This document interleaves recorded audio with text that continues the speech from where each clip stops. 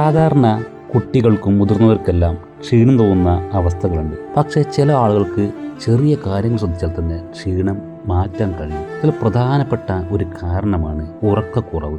അതല്ലെങ്കിൽ നല്ല ക്വാളിറ്റി ഇല്ലാത്ത ഉറക്കം ആണ് നിങ്ങൾക്ക് ലഭിച്ചതെന്നുണ്ടെങ്കിൽ ക്ഷീണം തോന്നാൻ സാധ്യതയുണ്ട്.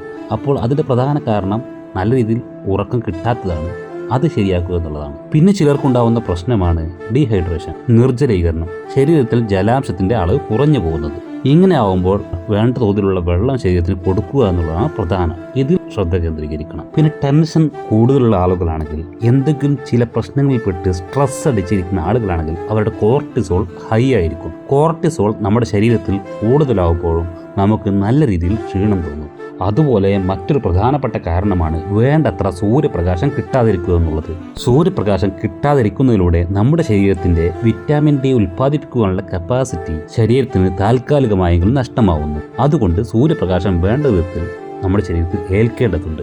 അതില്ലെങ്കിൽ വിറ്റാമിൻ ഡിയുടെ ഡെഫിഷ്യൻസി കാരണം ക്ഷീണം തോന്നാൻ സാധ്യതയുണ്ട്.